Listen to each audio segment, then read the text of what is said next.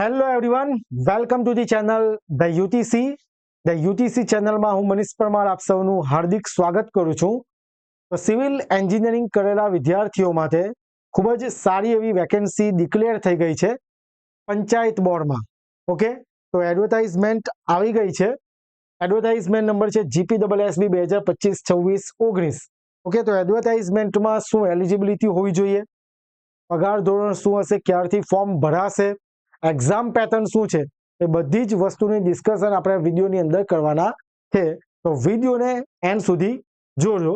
તો સ્ટાર્ટ કરીએ. અહીંયા એક PDF મેં ઓપન રાખી જ છે, અહીંયા તમે જોઈ શકો. જેમ કે Gujarat panchayat service selection board GPSSB, okay, panchayat બોર્ડની વાત ચાલે છે કે જેમાં અધિક મદદનીશ ઇજનેર સિવિલ ક્લાસ 3 ની વેકેન્સી ડિક્લેર થઈ છે. ઓકે, હવે જે આ PDF છે કે જેમાં આપણે તમે જોઈ શકો, આપણે બધી જે ઇમ્પોર્ટન્ટ વસ્તુ છે તેના વિશે આપણે ડિસ્કસ કરીશું. કુલ કેટલી જગ્યા છે? 350 જેટલી જગ્યા છે. અને તમારે ઓનલાઈન અરજી કરવાની છે. જે વેબસાઇટ છે ojas.gujarat.gov.in પર જઈને, ક્યારથી તો 7 ઓક્ટોબર 2025 બપોરે 1 કલાકથી 6 નવેમ્બર 2025, એટલે કે 7:10 થી 6/11/2025 સમય રાત્રિના 23:59 એટલે 11:59 સુધી તમે ઓનલાઈન અરજી કરી શકશો. અને ઉમેદવારોએ અરજી ₹100 plus service charge SBI ePay ના માધ્યમથી ઓનલાઈન ફી ભરવાની જે છે તે 7 થી 6/11 સુધી ભરવાની રહેશે. ઓકે, આની અંદર ફોટો અને બધું અપલોડ કરવાનું છે. એ વસ્તુથી તમે માહિતગાર હશો. એટલે કે ખાસ તારીખ યાદ રાખવાની છે, કઈ? 7 ઓક્ટોબર થી 6 નવેમ્બર સુધી. ઓકે, હવે આગળ જઈએ. વેકેન્સી કેટલી છે? 350. ચાલો, ત્યાર પછી ઇમ્પોર્ટન્ટ વસ્તુ પર આપણે ડિસ્કશન કરીશું કે જે જિલ્લા પંચાયત જેટલી પણ જિલ્લાઓ છે, જિલ્લા છે, એમાં વેકેન્સી કેટેગરી વાઇઝ અહીંયા બતાવી દીધી છે. તમારે જે જિલ્લો લાગુ પડતું હોય તે તમે અહીંયા જોઈ શકો. વેકેન્સી અમદાવાદમાં જેમ કે 13, અમરેલીમાં 1, આણંદમાં 5, અરવલ્લી 15, ભરૂચ 10, ઓકે, ડાંગ 8, આ રીતના વેકેન્સી બહાર પડી છે. અને જે કેટેગરી છે એના વાઇઝ પણ અહીંયા બિલકુલ મેન્શન કરેલું છે. ઓકે, એ રીતના 33 જિલ્લા માટે આપણી વેકેન્સી ડિક્લેર કરી છે. કુલ કેટલી? 350 વેકેન્સી. ઓકે, આગળ જઈએ. ઇમ્પોર્ટન્ટ વસ્તુ પર ખાસ ધ્યાન આપીશું. જોજો, ઓનલાઈન અરજી કરતી વખતે ઉમેદવારે કોઈ પણ પ્રમાણપત્ર જોડવાના કે અપલોડ કરવાના નથી. જે માહિતી માંગી હોય તે ખાલી ફિલઅપ કરી દેવાની છે. ચાલો નેક્સ્ટ જઈએ. MCQ બેઝ પ્રકારના પ્રશ્નોવાળી અથવા કોમ્પ્યુટર બેઝ રિક્રુટમેન્ટ ટેસ્ટ હશે. એ જ્યારે ફોર્મ ભરાઈ જશે, કેટલા ફોર્મ ભરાય એના બેઝિસ પર એ એક્ઝામ કન્ડક્ટ થશે. નેક્સ્ટ જોઈએ અરજી ફી. તો ફોર્મ ભરતી વખતે જનરલ કેટેગરી સિલેક્ટ કરી હોય, એટલે કે દર્શાવી હોય, એવા તમામ ઉમેદવારે અરજી ફી ભરવાની રહેશે. જે જનરલ કેટેગરી સિલેક્ટ કરેલું હોય એવા વિદ્યાર્થીઓ ફી ભરવાની રહેશે. બાકીના જે ઉમેદવાર છે, નીચે મુજબની કેટેગરીના ઉમેદવારોએ કોઈ પણ પ્રકારની અરજી ફી ભરવાની રહેશે નહીં. SC, ST, SCBC, okay, EWS, x servicemen, PW candidate, right. ચાલો, અને ઓનલાઈન SBI ePay ના માધ્યમથી ફી ભરવાની પદ્ધતિ તમે અહીંયાથી જ્યારે તમે ફોર્મ ભરશો તેમાં ઓનલાઈન પેમેન્ટનો એક ઓપ્શન આવશે. અને જે રિસિપ્ટ જનરેટ થાય છે તે ખાસ તમારે સાચવી લેવાની છે. બીજું વસ્તુ કે ધારો કે તમે 7 10 2025 થી 11 11 2025, અહીંયા મિસ્ટેક છે, 7-10 આવશે, 7 ઓક્ટોબર. જો તમે ફોર્મ ભરીને ફી ભરવાનું ચૂકી જાઓ છો તો તમે 7/11/2025 થી 11/11, એટલે કે ધારો કે કોઈ ફોર્મ ભરવાનું ચૂકી જાઓ છો. જોજો, સામાન્ય વર્ગના ઉમેદવારો પૈકી કોઈ પણ ઉમેદવાર કોઈ પણ કારણસર નિયત સમય મર્યાદામાં અરજી ફી ઓનલાઈન મારફતે જમા ન કરાવી શકે તો આવા ઉમેદવારોએ 7/11/2025 થી 11/11/2025 દરમિયાન ગુજરાત પંચાયત સેવા પસંદગી મંડળની કચેરીએ કામકાજના દિવસે અને કચેરી સમય દરમિયાન રૂબરૂમાં પ્રોસેસ ફી ₹500 અંકે ₹500 રોકડેથી જમા કરાવશે તો તેમની અરજી ફી ગણીને તેમની અરજી માન્ય રાખવામાં આવશે. પણ આપણે એવી કોઈ ભૂલ કરવાની નથી. ₹500 શું કામ ભરવાના? ત્યાં જઈને ભરવાના. એટલે આપણે જે સમયગાળો આપણને આપ્યો છે એ સમયગાળામાં ફી ભરી દેવાની રહેશે. ચાલો, શૈક્ષણિક લાયકાત અને વય મર્યાદા. ખાસ ક્વેશ્ચન બધાને થાય છે કે સર બી કરેલું છે તો ફોર્મ ભરાશે? તો એ ક્લિયરલી મેન્શન કરી દીધું છે. એડિશનલ આસિસ્ટન્ટ એન્જિનિયર સિવિલ અધિક મદદનીશ ઇજનેર સિવિલ શૈક્ષણિક લાયકાત જોજો. A candidate shall possess diploma in civil engineering.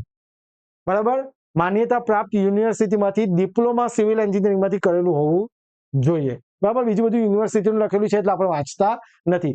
જે વિદ્યાર્થીઓ ડિપ્લોમા કરેલું છે એવા વિદ્યાર્થીઓ આ ફોર્મ ભરી શકશે. હવે ઘણા વિદ્યાર્થીઓ પૂછે છે કે સર બી કરેલું તો ભરાશે, તો અહીંયા જોજો a candidate shall possess the basic જોજો એક જ minute provided that the candidate holding bachelor's degree in civil engineering shall not be eligible to apply. બરાબર છે, એટલે બેચલર ડિગ્રી કરેલું હોય તો એ એપ્લાય કરી શકશે નહીં. ચાલો, બીજી વસ્તુ કોમ્પ્યુટરનું નોલેજ હોવું જોઈએ, પછી ગુજરાતી હિન્દી બંને લેંગ્વેજ આવડતી હોવી જોઈએ. તો શૈક્ષણિક લાયકાત વિશે વાત થઈ ગઈ. ડિપ્લોમા કરેલા વિદ્યાર્થીઓ ફોર્મ ભરી શકશે. વય મર્યાદા વિશે વાત કરીએ તો candidate shall not be less than 18 years and not be more than 33 years of age. 18 થી ઓછા નહીં અને 33 થી વધારે નહીં. કેટેગરી વાઇઝ જે એજ રિલેક્સેશન હોય એ મળશે આગળ.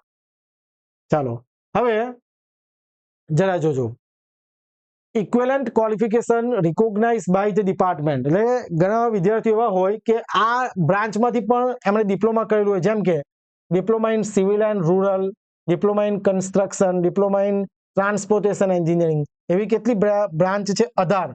જો તમે 18 આ બ્રાન્ચમાંથી ડિપ્લોમા કરેલું હોય તો પણ તમે ફોર્મ ભરી શકશો. બરાબર છે, આટલી વસ્તુ ખાસ તમારે ધ્યાનમાં રાખવાનું છે. પછી ઉમેદવારે પ્રમાણપત્ર દસ્તાવેજો ચકાસણી સમયે માન્ય યુનિવર્સિટી સંસ્થાના દરેક વર્ષ સેમેસ્ટરના ગુણપત્રક અને પદવી પ્રમાણપત્રો અસલ રજૂ કરવાના રહેશે.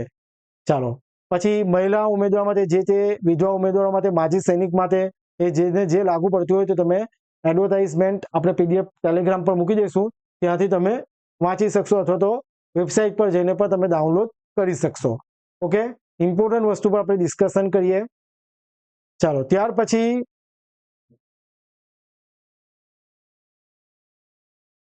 આ એક વસ્તુ છે, એક ઉમેદવારે એક અરજી, નો મલ્ટિપલ એપ્લિકેશન. એક ઉમેદવાર એક જ અરજી કરી શકશે. તેમ છતાં એકથી વધુ અરજી મલ્ટિપલ એપ્લિકેશનના કિસ્સામાં ફી સહિત સર્વ રીતે યોગ્ય રીતે ભરેલી અરજીઓ પૈકી સૌથી છેલ્લી કન્ફર્મ થયેલી એક જ અરજી માન્ય રહેશે. તે સિવાયની બધી અરજીઓ કેવી થાય? રદ થશે. બરાબર છે, એક કરતાં વધારે અરજી કરવામાં આવશે તો તે પૈકી ફી ભરેલી છેલ્લી કન્ફર્મ અરજી માન્ય ગણવામાં આવશે. અનામત વર્ગના ઉમેદવાર ફી ભરવાની થતી નથી, તેથી તેવા ઉમેદવારની સૌથી છેલ્લી કન્ફર્મ અરજી માન્ય ગણવામાં આવશે. તો આપણે એવી કોઈ મિસ્ટેક કરવાની થતી નથી. આપણે એક જ વખત ફોર્મ ભરવાનું છે ને સારી રીતે ભરી દેવાનું છે. ચાલો, ઉપલી વયમર્યાદામાં છૂટછાટ મેં તમને કીધું તે પ્રમાણે 18 વર્ષથી નીચે નહીં અને 33 થી વધારે નહીં. એટલે 33 થી ઉપર આ કેટેગરીના ઉમેદવારો હોય, જેમ કે મહિલા, પુરુષ ઉમેદવાર, SC ST એ પ્રમાણે હોય તો આ પ્રમાણે છૂટછાટ મળશે. ઓકે, એ તમે જરા જોઈ લેજો. કોમ્પ્યુટરની જાણકારી હોવી જોઈએ. ત્યારબાદ પગાર ધોરણ, જો કોમ્પ્યુટરની જાણકારી વિશે જરા નક્કી કરી લઈએ. અહીંયા થોડું જોજો.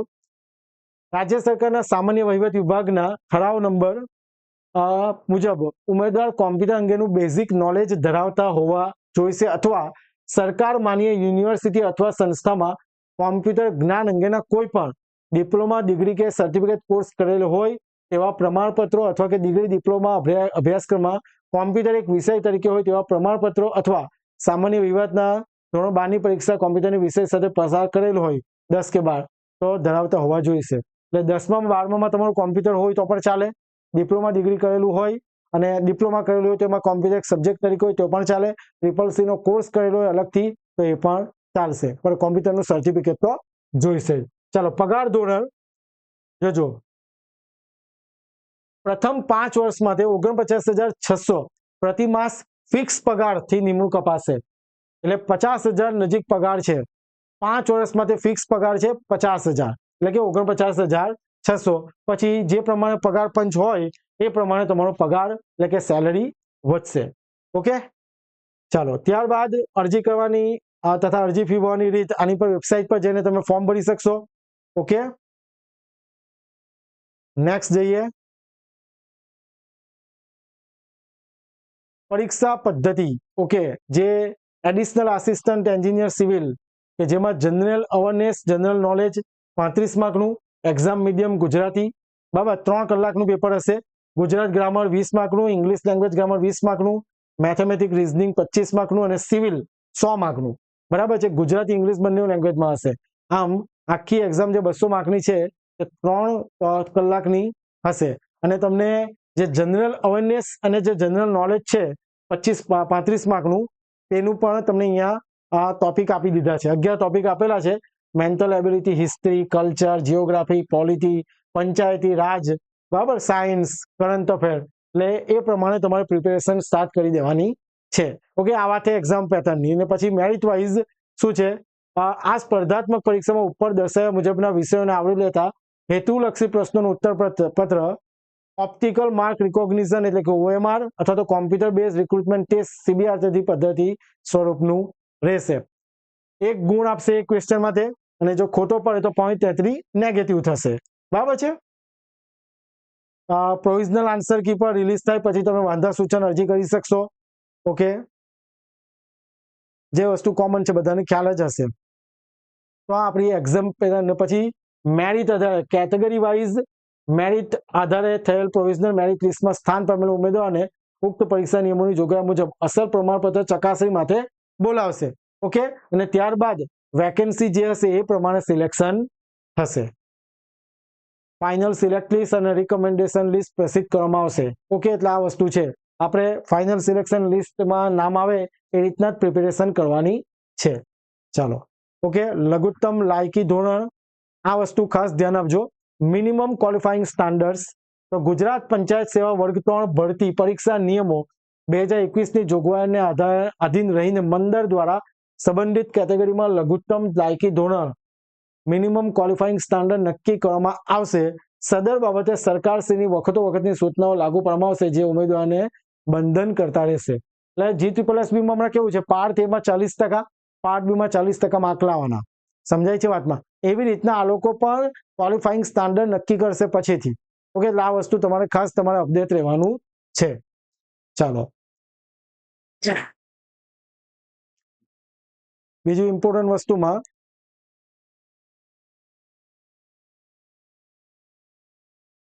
ઓકે આટલી વસ્તુ છે. અને ઉમેદવારની જાતિ કેટેગરી નીચેની તારીખો દરમિયાન બંને તારીખો સહિત જન્મેલા હોવા જોઈએ. ઓકે, સામાન્ય વર્ગની જે ડેટ આપેલી છે તે તમારે ખાસ જોઈ લેવાની. એડવર્ટાઇઝમેન્ટનું એક વખત કમ્પ્લીટ રીડ કરીને જ તમારે ફોર્મ ભરવાનું છે કે જેથી કોઈ મિસ્ટેક નહીં થાય. તો આશા રાખું કે તમને દરેક માહિતી મળી ગઈ હશે. શું એલિજિબિલિટી, શું પગાર ધોરણ, શું એક્ઝામ પેટર્ન છે, શું સિલેબસ છે. બરાબર, એટલે સિવિલ તો આખું જ કરવાનું છે. માં બતાવેલું છે આ રીતનું કે જે આ સબ્જેક્ટ રિલેટેડ જે ટોપિક છે તે. ઓકે, અને ક્યારથી ફોર્મ ભરવાના છે તે પણ આપણે ડિસ્કશન કરી લીધું. તો ભૂલ કર્યા વગર, મિસ્ટેક કર્યા વગર ફોર્મ ભરી દેજો અને ચેનલ સાથે જોડાયેલા રહેજો કે જેથી તમને દરેક પ્રકારની અપડેટ મળતી રહે. Thank you very much. જય હિન્દ, જય ભારત.